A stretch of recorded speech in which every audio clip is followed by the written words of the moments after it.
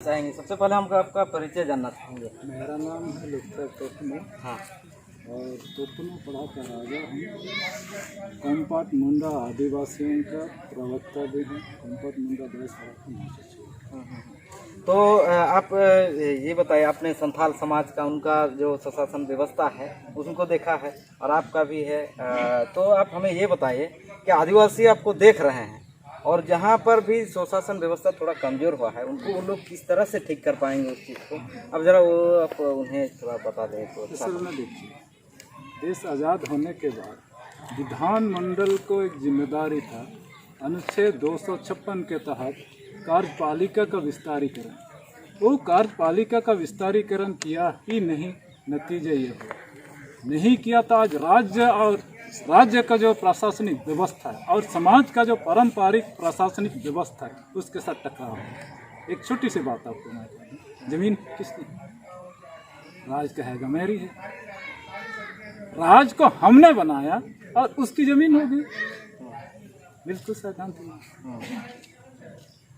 भारत का संविधान के तहत अनुसूची 9 में जमीन से संबंधित कानून है 284 कानून।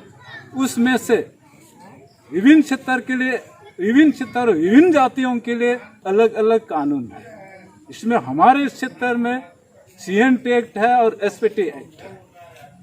CNT एक्ट में जो व्यवस्था है, अधिकार है, इसमें समाज को अधिकार है, लेकिन आज वो अधिकार जो है ये विस्तारीकरण नहीं होने के चलते नहीं हो पाया। नतीजा जो है राज्य और समाज के साथ टकराव हो गया। यानी आपका कहना है कि उसने जो संवैधानिक तरीके से जबरन एक नया व्यवस्था लाके दे दिया है, इसके कारण से आदिवासियों का जो पारंपरिक व्यवस्था है वो डैमेज हो रहा है, टकराव हो रहा है। तो इसमें आप समाधान क्या देख रहे हैं? अभी क्या कैसे समाधान हो सकता है? उनको उन्हें वो सबको हटाना चाहिए या फिर आदिवासियों को ब्रेक में आना चाहिए? क्या हो सकता है इसमें? देखिए, संविधान से चलता है देश, संविधान लागू होना चाहिए। जब भारत का संविधान में 12 अनुसूची है, उसमें से 11 अनुसूची लागू होता है, तो 5वीं अनुसूची जो एक है वो क्यों नहीं लागू होगा? उसमें शासन और प्रशासन और नियंत्रण का अधिकार अनुसूचित जनजातियों का आदिवासियों को दिया गया है। तो आदिवासियों को दिया गया है तो आदिवासी को मान लो ना। हम बीच में आना चाहेंगे। यहाँ आपने कहा कि नियंत्रण प्रशासन आदिवासियों का जी, तो आदिवासियों को किस तरह से, क्या उनको MLA MP के तहत वो भी आदिवासी हैं, क्या उन्हें शासन चलाने का अधिकार है या फिर आपके स्वशासन व्यवस्था के तहत शासन चलाने का अधिकार है? संविधान का अनुच्छेद 13 का 3 को पढ़िए। 3 का क में कहा गया है कि रूढ़ी और प्रथा जहाँ पर है, सिर्फ रूढ़ी और प्रथा ही कानून है।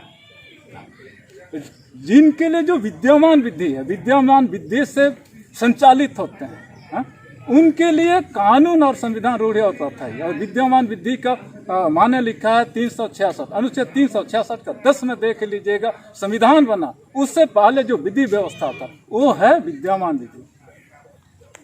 और इसमें मेरे अध्ययन में जो 5 बहुल आदिवासी झारखंड में है, मुंडा, संथाल, हो, उरांव, खड़िया, इनका जो 3 स्ट्रक्चर है शासन का, गांव का एक है, उसका यहाँ संथाली क्षेत्र में परगना हुआ करता, हमारा मुंडा क्षेत्र में परगना होता है, उसका अपना देश होता है। 3 तरह का स्ट्रक्चर है। तो इसको कहाँ है इस आज का राजतंत्र में? हमारे वहाँ हमारा पढ़ा क्षेत्र में गांव को चलाने के लिए विलेज नोट है। विलेज नोट में लिखा गया ये गांव किस पढ़ा का है? गांव पढ़ा का है तो उस गांव का जमीन किसकी होगी? फिर आगे लिखता है इस गांव के ऑफिसर, विलेज ऑफिसर्स कौन कौन है? इसमें मुंडा, मातो, पहान, पुजारी होता है, ये विलेज ऑफिसर्स हैं। अंग्रेजों ने उसको लिपिबद्ध किया, हमारी व्यवस्था को लिपिबद्ध। आज़ाद भारत में क्यों नहीं? तो उनका मंशा क्या है? देखिए, सरकार कहता है कि सरकार जो है संविधान को और संविधान को पालन करने के लिए है और संविधान के तहत ही है, लेकिन आपको क्या लगता है कि उसका क्या मंशा है जिसके कारण से आदिवासियों को जो संवैधानिक हक अधिकार है वो लागू नहीं कर रहा है? उनका क्या मंशा हो? उनका मंशा यही है कि जमीन, जल जंगल, जमीन सहित प्राकृतिक संपदा आदिवासी बहुल क्षेत्र में उसके मालिक जो है संविधान आदिवासियों को देता है। सुप्रीम कोर्ट भी कहा, समता जजमेंट में साफ कहा गया, लेकिन उसको बोलता हो तो बालकों के लिए है। ऐसी बात नहीं, पूरे 5वें अनुसूचित क्षेत्र के लिए उसको मानना है ना सरकार को, संविधान को मानना, संविधान से देश चलता है। आपको मैं बता दूं, अनुच्छेद 19 में आप देखिए, अनुच्छेद 19 का 1 का क से अंगा तक को सरकार मानता है, जिसमें सबके लिए अधिकार है। फिर 2 से 6 तक चलिए, उसमें अनुसूचित क्षेत्र में वर्जित किया है, उनको वर्जित किया। 2 से 6 ये लागू नहीं करता है। 1 का क से ख को लागू करता है, स्वतंत्रता सबके लिए ये है वो है। हम 2 से 6 की बात करते हैं तो 1 से 1 मैंने 19 का 1 का ग अंगा तक का बात करता है। उदाहरण मैं आपको बताऊं, 23 फरवरी को इस 2021 का 23 फरवरी को महामहिम राज्यपाल से हम लोगों की वार्ता थी और एक बिंदु पे थे, वो था 154 अनुच्छेद 154। अकेले तो बात नहीं करते, सचिव को ही बुलाती थी। तो जब हम 154 के बारे में बातचीत करने के लिए गए, उसके साथ उसके बारे में बात करने के लिए तैयार नहीं है सचिव। बताइए, बोलता है 153 में ये लिखा वो लिखा। भाई जिस बिंदु पे जिस आर्टिकल पर हम बात करने के लिए आए वो नहीं बात करोगे तो कैसे होगा? समस्या ही यही है, टकराव। इसीलिए मैं कुजूर जी के खाली नाम मैं देखता था उनके साथी लोग हमारे क्षेत्र में है। तो चलिए हम आपसे यही अंत में जानना चाहेंगे कि आखिर यहाँ से जो आज जो बैठक हुआ है और उसके साथ में जो आज का विचार होके जो मैसेज निकलने वाला है, ये कितना आदिवासी समाज के लिए फ़ायदा होने वाला है? मेरा मानना है झारखंड अलग होने के बाद तुरंत राजनीतिज्ञों ने इस झारखंड में 5 आदिवासी बाल मुंडा उरांव का संथल हो, हमारी मानना है और वो लोग भी किया था, उनका एक महासमिति बना। महासमिति बनाने के बाद उस समय कांग्रेस के मुख्यमंत्री अजीत जोगी छत्तीसगढ़ से उनको बुलाया, क्योंकि यहाँ बीजेपी के थे पहला मुख्यमंत्री। उनको बुलाया गया था गढ़डिप्पा में। इतना भारी संख्या में कहना ही नहीं, इतना मैंने आंदोलन, एक उम्मीद थी कि ये जो है 5 आदिवासी समुदाय के जो पारंपरिक नेतृत्वों का ही एक संगठन बनाया था, देव कुमार धान के द्वारा बना था। लेकिन वो जो है फिर राजनीतिकरण होकर के खत्म हो गया, वो राजनीति होकर खत्म हो गया। तो फिर उससे जो है क्या क्या कमजोरियां हुआ कि ये उस समय भी मुंडा मैंने क्या बोलते पढ़ा राजा परगना माझी आराम सब ढुकलो शहर सब कई समिति बना था, लेकिन उस समय सफल नहीं हुआ। उसमें जो कमजोरियां हैं उन कमजोरियों को हम लोग आँख लिए। अब हम लोग किसी के नेतृत्व में नहीं, सीधे समाज नेतृत्व करा, समाज के परंपरागत नेतृत्व करने वाले खुद अपने स्टैंड पे खड़ा है। कारण क्या?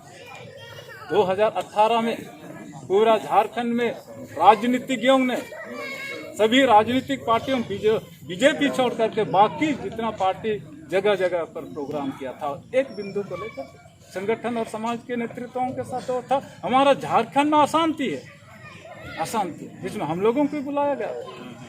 मैंने कई भाषा में कहा, सभी नेतागण, शीर्ष नेतागण आप लोग हैं, आप लोग कह रहे हैं कि झारखंड में अशांति है, अशांति के कारण दिक्कू, बोले खुद बोला दिक्कू, आप अगर दिक्कू तो माफ कीजिएगा जो हुआ, दिक्कू अशांति का कारण है। तब मैंने कहा कि आखिरी समय में देखिए अगर अशांति का कारण दिक्कू है तो आप लोग राजनीतिक पार्टी के शीर्ष नेता लोग, अब यहाँ पर जितने बैठे हैं जेएमएम के, कांग्रेस के और जितने भी पार्टी के लोग, बताइए आपका पार्टी में दिक्कू लोग है कि नहीं? दिक्कू लोग है कि नहीं? किसी ने उठाया?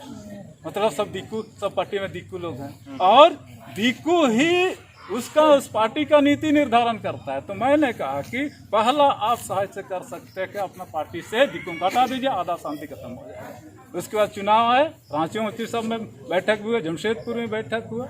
ये है, इसको देखते हुए हमने देखा, समाज ने देखा कि अब राजनीतिक पार्टियों की ओर से कुछ नहीं होगा, समाज को खुद खड़ा होना होगा, नहीं तो हमारा जल जंगल जमीन नहीं बचेगी। और विजय कुजूर जी बोले कि यहाँ का संस्कृति पर भी हमला हो रहा है, वो भी नहीं बचेगा, और संस्कृति नहीं होगा तो ये खत्म हो जाएगा। सीएन टेक्ट में साफ लिखा हुआ था 75 में, जो आदिवासी अपने रीति रिवाज, दस्तूर, प्रथा और प्रचलन को छोड़ देता है वो आदिवासी नहीं कहलाएगा, आदिवासी नहीं कहलाएगा तो आदिवासी की जमीन का अधिकार नहीं होगा। सीएन टेक्ट इसी के तत्व जमीन। अब हमारा संस्कृति पर हस्तक्षेप हो रहा है, जमीन लिया जा रहा है। हाँ, चलिए, आप लोगों ने देखा किस तरह से यहाँ उनके परंपराओं पर, उनके व्यवस्थाओं पर, सभी पर, आदिवासियों के उनके अधिकारों पर, सब पर हमला किया जा रहा है। जिसके आज यहाँ बैठक हुआ है, इन पर आज क्या इन लोग बात करते हैं, चर्चा करते हैं, और आगे जो निकल कर मैसेज आएगा वो हम आपको बताने की कोशिश करेंगे। चलिए, जोहार।